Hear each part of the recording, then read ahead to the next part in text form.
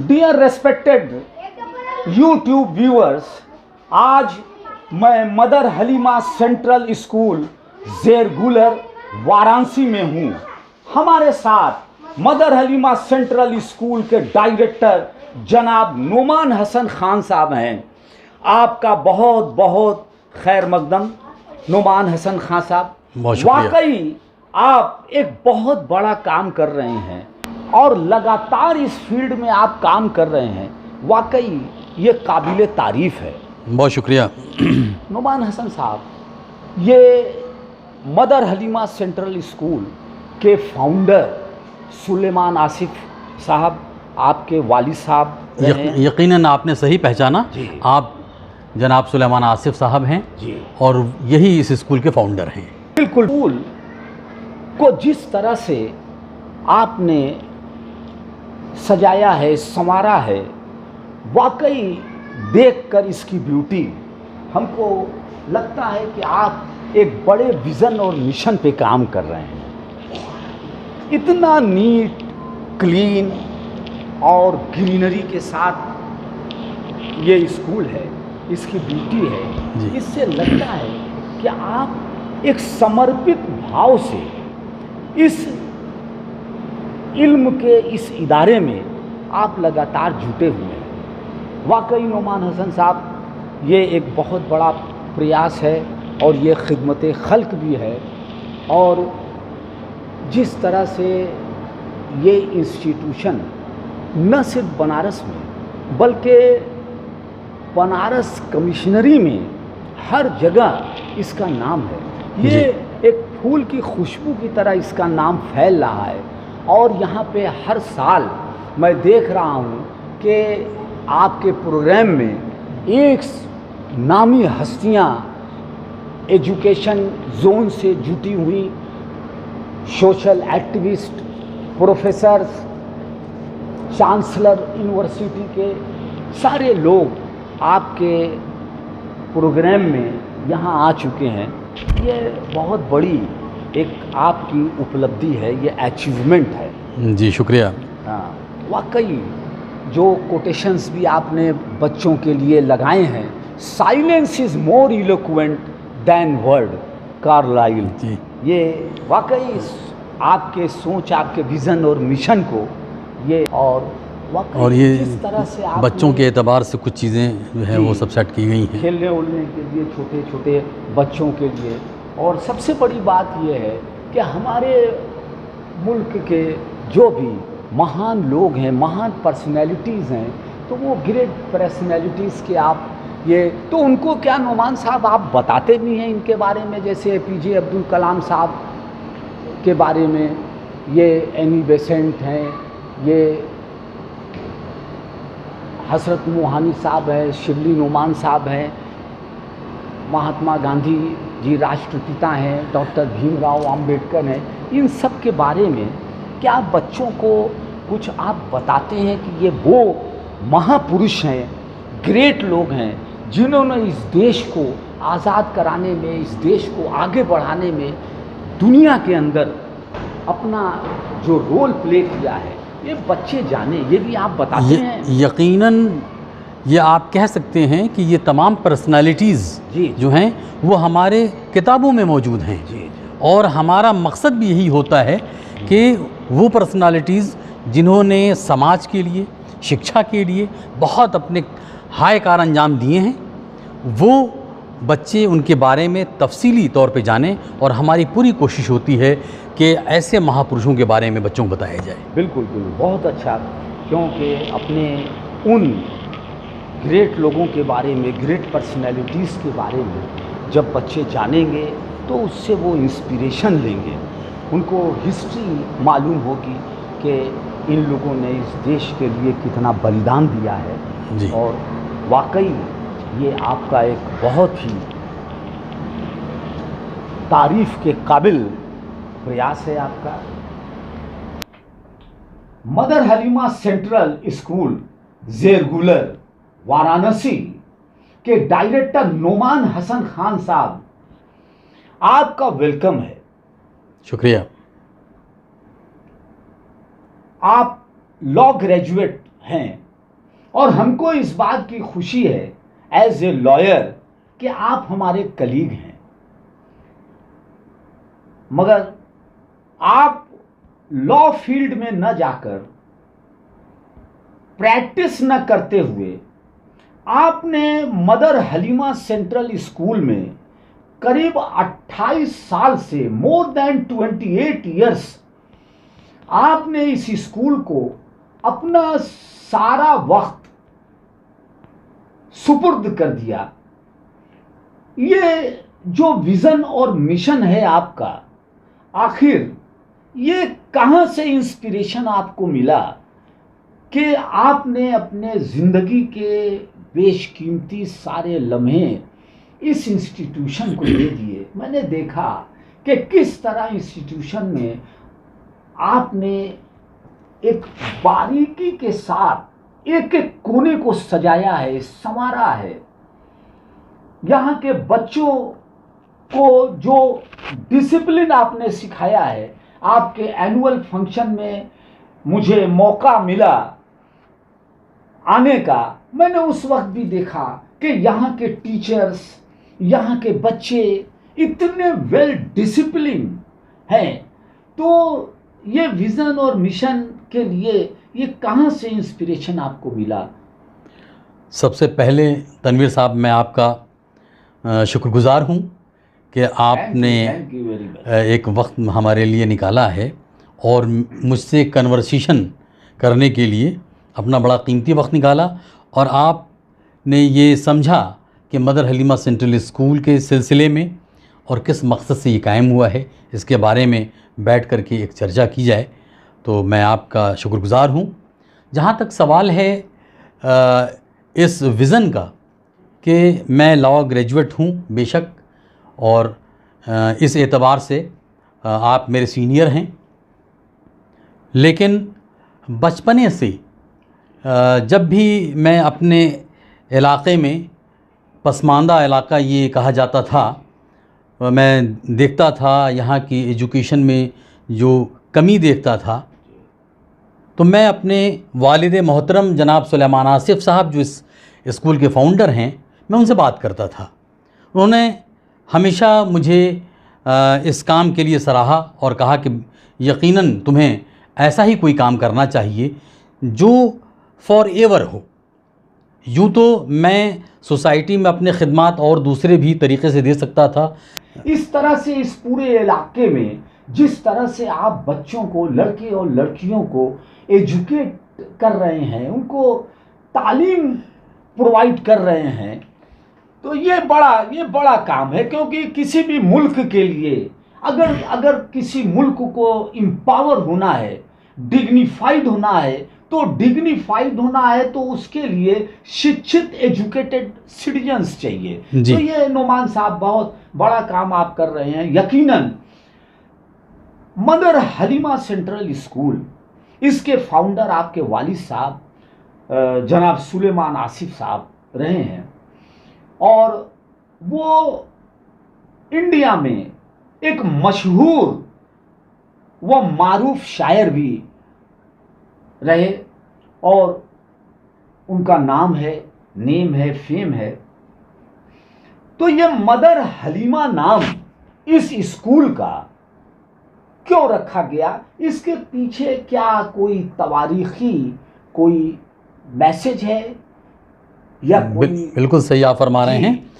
जब इस स्कूल को कायम किया सुलेमान आसिफ साहब ने, तो उनसे मैंने पूछा कि mother Halima Central school, mother Halima आप नाम दे रहे हैं, इसके पीछे क्या लॉजिक है? तो आपने ये बताया कि प्रॉफेट मोहम्मद साहब सल्लल्लाहु अलैहि वसल्लम की परवरिश माँ हलीमा ने किया, और माँ हलीमा के गोद में इतनी बड़ी शख्सियत रही है, तो क्यों नहीं उस माँ के नाम से इस स्कूल को मंसूब किया जाए जिसमें बच्चों की परवरिश हो। बहुत अच्छी बात। ये नज़रिया था जी। और एजुकेशन की तरफ तबीयत इसलिए भी माइल हुई कि एक हदीस है हुज़ूर पाक सल्लल्लाहु अलैहि वसल्लम की कि क्रैडल टू ग्रेव, अगर आपको तालीम हासिल करना है तो उसके लिए कोई उम्र नहीं है। यानी पालने से लेकर के कब्र तक आप एजुकेशन तालीम हासिल करें। तो मुझे ये मुझे लगा कि इसी पर क्यों नहीं वर्क होना चाहिए, और ख़ास तौर पे हमारे इलाके में तालीम की ज़्यादा ज़रूरत थी। यहाँ के बॉयज़ एंड गर्ल्स को मॉडर्न एजुकेशन के साथ तहज़ीबी अखलाकी इल्म की ज़रूरत थी, वो उस पर हम लोग काम कर रहे हैं।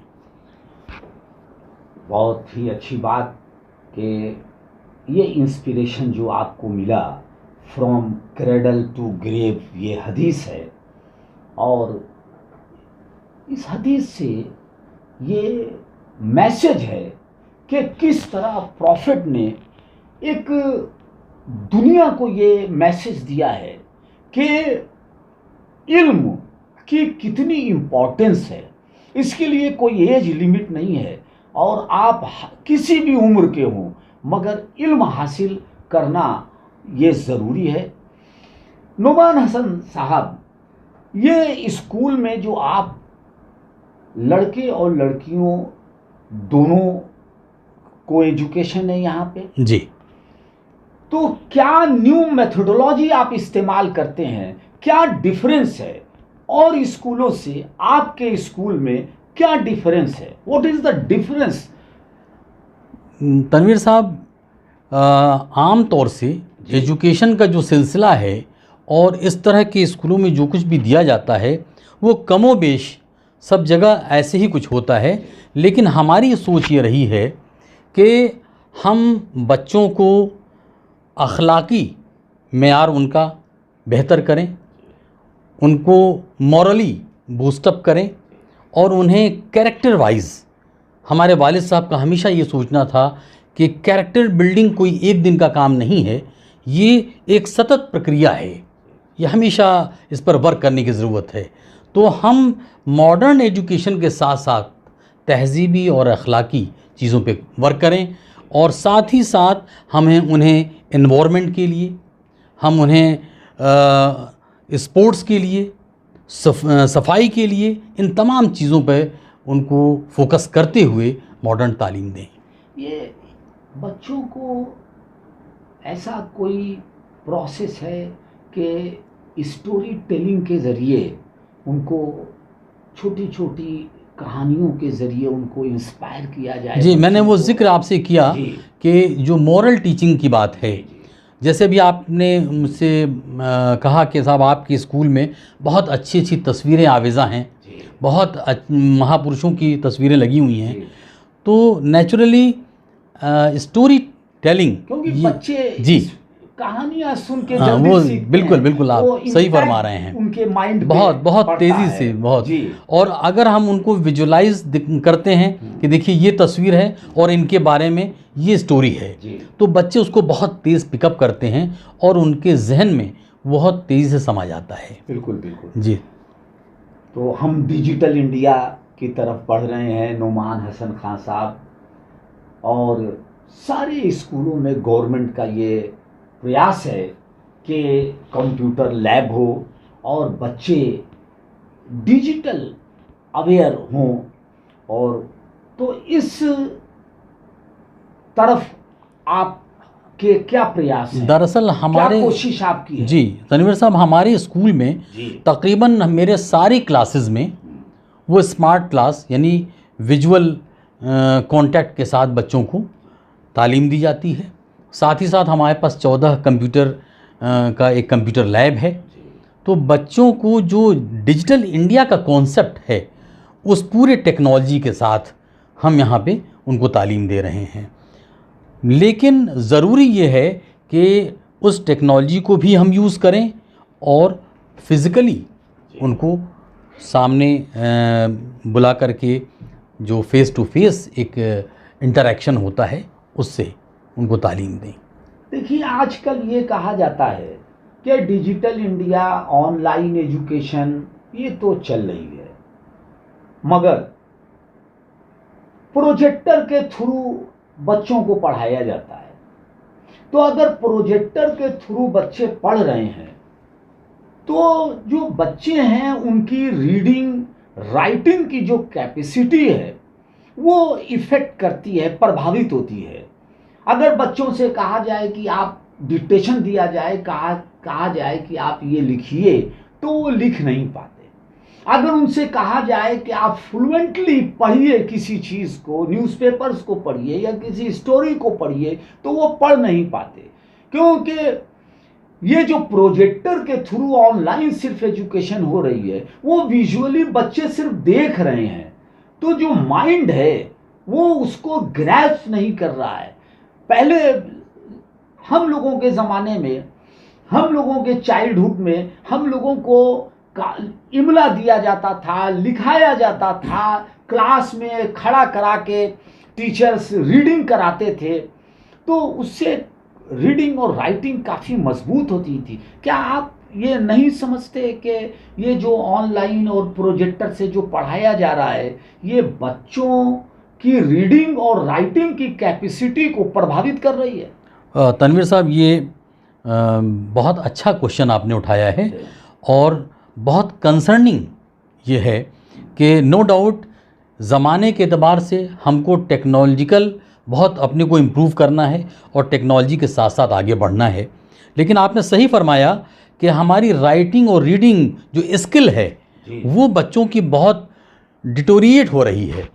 तो ऐसे में ज़रूरी ये है कि हम ये तमाम टेक्नोलॉजी के साथ बच्चों पर फोकस उन चीज़ों पर भी करें जो हमारी बुनियादी चीज़ें हैं। आप रीडिंग राइटिंग यकीनी तौर पे देते हैं बिल्कुल, ये यकीनी तौर पे इस पर बहुत वर्क होता है और हमारी ज़्यादा कोशिश ये होती है कि बच्चे टू द कॉन्टेक्ट टीचर्स हों और वो अपने तरीक़े से उस चीज़ को करें और वो बहुत इम्प्रूव कर रहे हैं। अच्छा, ये आजकल बच्चों को होमवर्क दिया जा रहा है।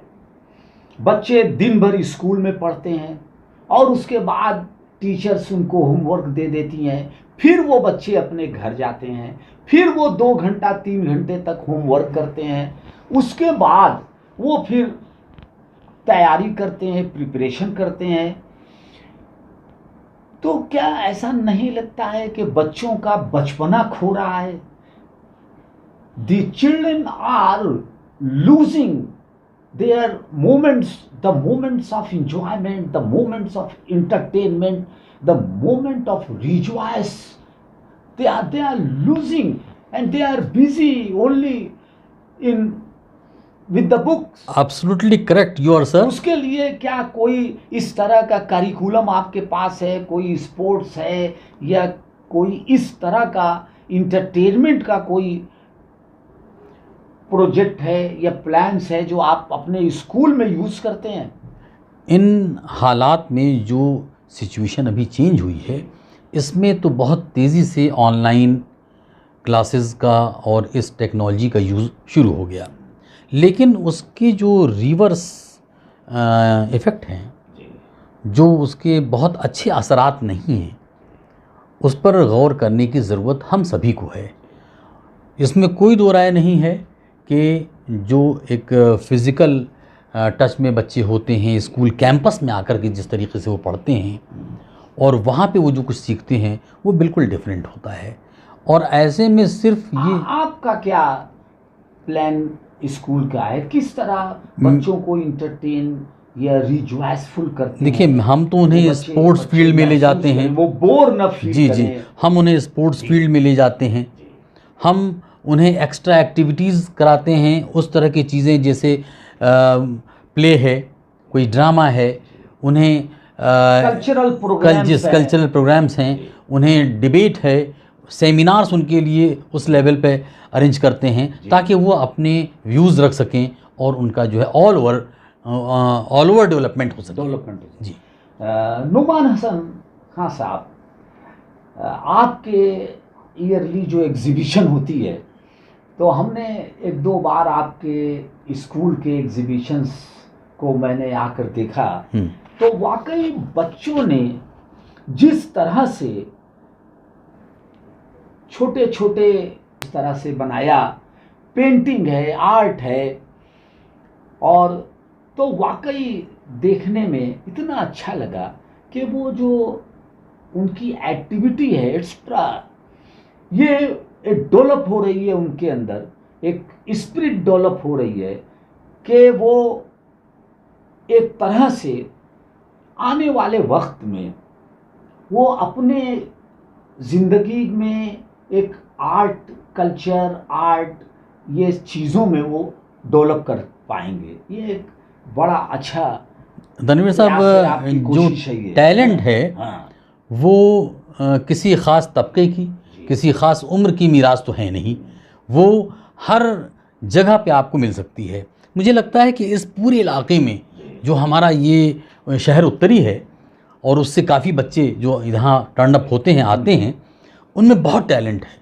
और इस पर जब से मैंने पिछले 28 सालों में बहुत तब्दीलियाँ आई हैं। जब मैंने शुरू में इस स्कूल को स्टार्ट किया था, उस वक्त से और आज में बहुत फ़र्क आया है। There is a huge education बढ़ी है, चेंजेस आए हैं। जी, बहुत अच्छी बात है। ये अनफॉर्चुनेटली कोविड-19 का एरा रहा और करीब 1.5 साल तक मैं समझता हूँ स्कूल कॉलेजेस बंद रहे।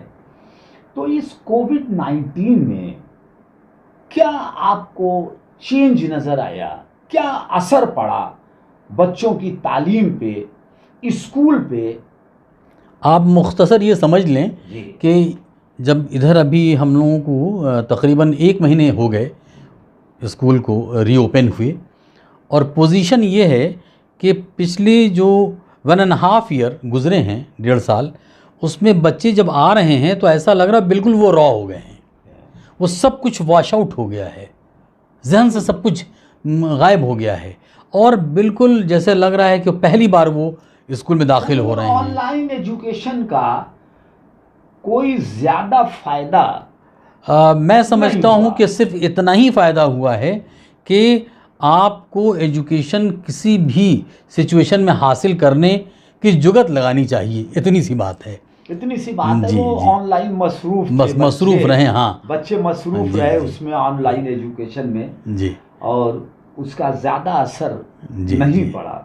और एक चीज़ बीच में मैं आपको बताता चलूँ कि मदर हलीमा फाउंडेशन, जो मदर हलीमा सेंट्रल स्कूल भी चलाता है, चैरिटेबल क्लिनिक भी चलाता है, और मदर हलीमा वोकेशनल कोर्सेज़ भी हम चलाते हैं, और साथ ही साथ सुलेमान आसिफ साहब के ज़माने में ही सेंट्रल गवर्नमेंट की एक स्कीम थी जिसमें कि नेशनल काउंसिल बराए फ़रोग़ उर्दू ज़बान, ये आज गवर्नमेंट उस पर बड़ा वर्क भी कर रही है।